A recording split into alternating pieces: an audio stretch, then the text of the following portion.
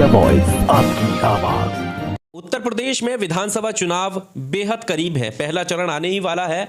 हम दूसरे चरण की कुछ सीटों पर बात कर रहे हैं, जिसमें मुरादाबाद की सीट है कुंदर की, जो काफ़ी चर्चा का विषय बनी हुई है। चर्चा का विषय इसलिए है क्योंकि मौजूदा जो सिटिंग एमएलए हैं उनका टिकट समाजवादी पार्टी ने काटा, जो लगातार 2 बार विधायक भी बने, और अब जिन्हें टिकट दिया है वो भी एक अलग खास चेहरा है। वो चेहरा है डॉक्टर शफीकुर रहमान बर्क के पोते जियाउर रहमान बर्क। डॉक्टर शफीकुर रहमान बर्क जो संभल से सांसद हैं, और संभल का जो लोकसभा क्षेत्र है उसमें कुंदरकी का क्षेत्र लगता है, यानी विधानसभा जो कुंदरकी है वो लोकसभा संभल का क्षेत्र है, और इसी वजह से काफ़ी चर्चा बनी हुई है। मौजूदा जो विधायक रहे हैं वो अब समाजवादी पार्टी को छोड़कर बीएसपी में चले गए हैं, और बीएसपी के टिकट से चुनावी मैदान में है। दूसरी तरफ असदुद्दीन ओवैसी ने भी अपने कैंडिडेट हाफिज वारिस के रूप में उतारे हैं। हाफिज वारिस को टिकट मिला है। हाफिज वारिस भी लगातार उस क्षेत्र में लोगों से मिलते रहे हैं और अपनी पकड़ मजबूत करते रहे हैं। इसके अलावा भारतीय जनता पार्टी ने कमल प्रजापति को टिकट दिया। कमल प्रजापति को टिकट जो दिया है वो जो लगातार 2 बार हार चुके रामवीर सिंह, उनका टिकट काटा है, यानी उन्होंने भी, भारतीय जनता पार्टी ने भी जो चेहरा है वो बदल दिया है। ये मैंने सिर्फ ओवरऑल कैंडिडेट की बात करी, लेकिन अंदरूनी जो समीकरण हैं उस पर हम बात करेंगे हमारे सहयोगी अहमद सलमान से।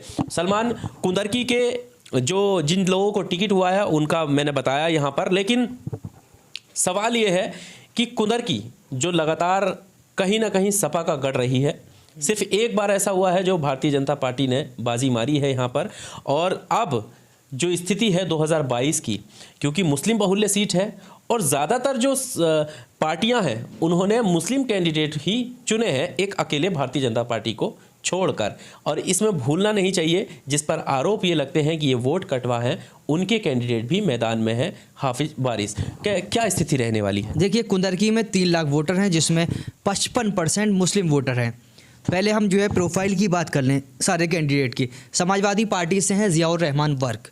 2017 में यही जियाउर रहमान वर्क संभल विधानसभा सीट से चुनाव लड़े थे। AIMIM के सिंबल पर दूसरे स्थान पर रहे थे। जियाउर रहमान का एक जो है इंट्रोडक्शन ये भी है कि ये जो है संभल के जो सांसद हैं शफीकुर रहमान वर्क, और लगातार संभल और मुरादाबाद के सांसद रह चुके हैं शफीकुर रहमान वर्क, उनके पोते हैं। तो बड़े जो है राजनीतिक परिवार से जियाउर रहमान वर्क जो है ताल्लुक़ रखते हैं। इसी वजह से जियाउर रहमान वर्क को टिकट मिला, और वो संभल से टिकट चाहते थे, तो पार्टी ने संभल से टिकट ना देकर संभल में भी एक जो है 6 बार के जो विधायक हैं नवाब इकबाल महमूद, उनको टिकट दिया और जियाउर रहमान को भेजा कुंदरकी। जियाउर रहमान जब कुंदरकी आए तो उनका जो है विरोध हुआ बाहरी के नाम पे, और जो मौजूदा 2 बार के वहाँ के समाजवादी पार्टी के विधायक थे हाजी रिजवान, उनका टिकट काटा गया। तो हाजी रिजवान के लोगों ने जो है, जो उनके समर्थक थे, उन्होंने विरोध किया, और उन्होंने पहला सवाल ये किया कि भाई बाहरी कैंडिडेट हमको क्यों दे रही है समाजवादी पार्टी। तुरंत उन्होंने जो है समाजवादी पार्टी छोड़ी और बीएसपी ज्वाइन की। बीएसपी ज्वाइन करते ही उनको टिकट मिला, और अब जो है वो बीएसपी के सिंबल पर लड़ रहे हैं। MIM से हैं हाफिज वारिस साहब। हाफिज वारिस जो है ब्लॉक प्रमुख रह चुके हैं, और वो भी जो है अभी बहुत सारी पार्टियों से गुजरते हुए MIM में आए हैं। अभी कुछ दिनों पहले असदुद्दीन ओवैसी की उन्होंने जनसभा कराई थी कुंदरकी में, वहाँ अच्छी तादाद में पब्लिक आई थी। समाजवादी पार्टी के जो जियाउर रहमान है वो बड़े राजनीतिक परिवार से हैं, तो उनके साथ पब्लिक अच्छी है। मौजूदा जो हाजी रिजवान है उनके साथ भी हमने जो फ़ोटोज़ और वीडियोस देखे हैं, वो भी जो है मौजूदा 2 बार के विधायक हैं, उनकी भी अच्छी पकड़ है, ठीक है। तो उनके साथ भी लोग जो है भारी तादाद में दिख रहे हैं। और जो ब्लॉक प्रमुख रह चुके हैं हाफिज वारिस, जो AIMIM के सिंबल पर, असदुद्दीन ओवैसी के सिंबल पर लड़ रहे हैं, उनके साथ भी जो है भारी जो है पब्लिक देखने को मिल रही है। यानी कि इन तीनों कैंडिडेट के साथ अच्छे जो है लोग, मतलब ज़्यादा तादाद में लोग जुड़े हुए हैं। इससे सीधे तौर पर यह माना जा रहा है कि यहाँ पर बीजेपी के लिए राह आसान है, क्योंकि तीनों कैंडिडेट राजनीतिक परिवार से हैं पिछले, और वो जो है मजबूती से लड़ रहे हैं। तो यहाँ बीजेपी की राह मुझको जो है आसान लगती है इन तीनों की मजबूती से लड़ने पर। इसके अलावा एक सवाल ये भी है, क्योंकि भारतीय जनता पार्टी ने जो रामवीर सिंह हैं वो उनको टिकट देते आए हैं, और इस बार उनका टिकट काटकर कमल प्रजापति को दिया। और वो जो क्षेत्र है मुस्लिम बहुल्य होने के साथ साथ जो नॉन मुस्लिम लोग हैं उनमें भी वो SC ST वाले लोग ज़्यादा हैं। तो कहीं ना कहीं ये दाव खेलने की कोशिश जो है भारतीय जनता पार्टी की सीट पर रही है। और अब ऐसे में जब ये तीनों कैंडिडेट बराबर से लड़ते हुए दिखाई दे रहे हैं, तो जो समीकरण बनेंगे इसमें एक सवाल ये भी पैदा होगा कि असदुद्दीन ओवैसी जहाँ से कैंडिडेट उतारते हैं, ये आरोप लग जाते हैं उन पर कि ये वोट काटने के लिए आए हैं। अब जब दो कैंडिडेट, समाजवादी पार्टी और बहुजन समाज पार्टी, दोनों के कैंडिडेट बराबर से लड़ेंगे, तो क्या वो आपस में एक दूसरे के वोट नहीं काटेंगे, जिसकी वजह से भारतीय जनता पार्टी को फायदा होगा? देखिए, जो ये कहते हैं वोट कटवा हैं, देखिए कुछ लोग मेरे इस जवाब से सही मानेंगे, कुछ लोग कहेंगे इसका विरोध करेंगे। देखिए, जो मुस्लिम वोट है वो किसी का बंधुआ मजदूर नहीं है असल में, मगर समाजवादी पार्टी समझती है कि वो जो है हमारा बंधुआ मजदूर है। मुसलमानों का जो है माइंडसेट हमेशा से ये रहा है कि बीजेपी हराओ, बीजेपी हराओ के नाम पे वो जिसे मजबूत देखते हैं। कभी वो देखते हैं कि इस बार समाजवादी पार्टी मजबूत है तो सपा की तरफ जाते हैं अधिकतर, ठीक है, 90% 95% उधर को चले जाते हैं। वो देखते हैं कि बीएसपी मजबूत है तो बीएसपी की तरफ चले जाते हैं। अब यहाँ पर एमआईएम ने टिकट दिया है, एमआईएम अगर लड़ा रही है, पिछली बार एमआईएम की इसी विधानसभा पे ज़मानत जब्त हुई थी।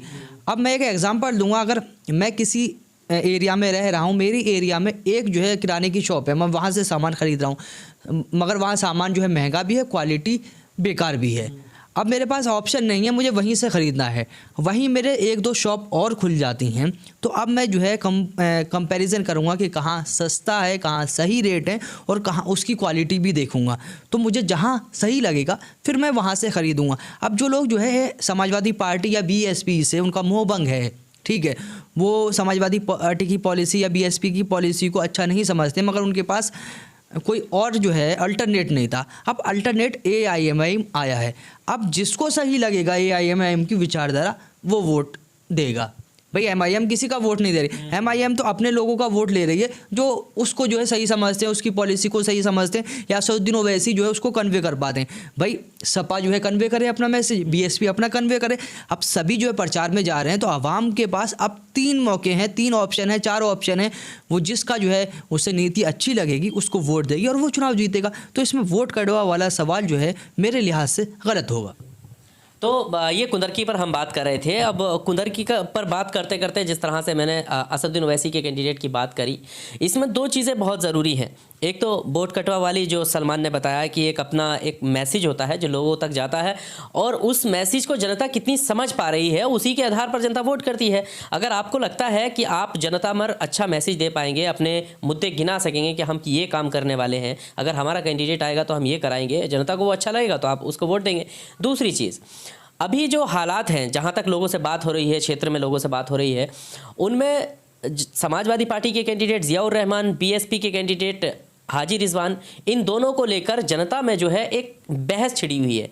बहस ये है कि भले ही हार हो या जीत हो, लेकिन हमें वोट इधर देना है। उसकी वजह यह है कि कहीं ना कहीं जैसे जो सीटों का आदान प्रदान हुआ है पार्टी की तरफ से, किस टिकट कटा गया, किसको टिकट मिला, फिर उन्होंने पार्टी बदली, हाजी रिजवान ने बीएसपी में गए, तो उसकी वजह से एक बौखलाहट है लोगों में कि नहीं बाहर के को हम नहीं देंगे। तो कोई कह रहा है कि नहीं इन्होंने काम नहीं किया, इन्होंने पार्टी बंदी कराई है, इसलिए हम इन्हें वोट नहीं देंगे। और जब आमने सामने लोग आ जाते हैं तो फिर वो हार जीत पे नहीं जाते, फिर वो आपसी वोटों में जाते हैं कि कम से कम इनसे ज़्यादा वोट हमें लाने हैं। तो दूसरा जो कैंडिडेट है वो कह रहा है कि नहीं इनसे ज़्यादा वोट हम ले आए, हमें उससे मतलब नहीं कि कौन जीतेगा या कौन हारेगा। तो इन्हीं सारी समीकरण को देखकर ये लगता है कि कहीं ना कहीं भारतीय जनता पार्टी के लिए जो मुश्किलें होती थी इस सीट पर जीतने के लिए, वो मुश्किलें कुछ कम हुई हैं। लेकिन इसका ये मतलब बिल्कुल नहीं है कि यहाँ से भारतीय जनता पार्टी के कैंडिडेट की जीत निश्चित है। बहरहाल इस वीडियो में सिर्फ कुछ और ऐड करूंगा, और इसमें यह भी नहीं है कि एमआईएम दोषी है, क्योंकि बीएसपी और समाजवादी पार्टी ने भी मुस्लिम को टिकट दिया और बहुत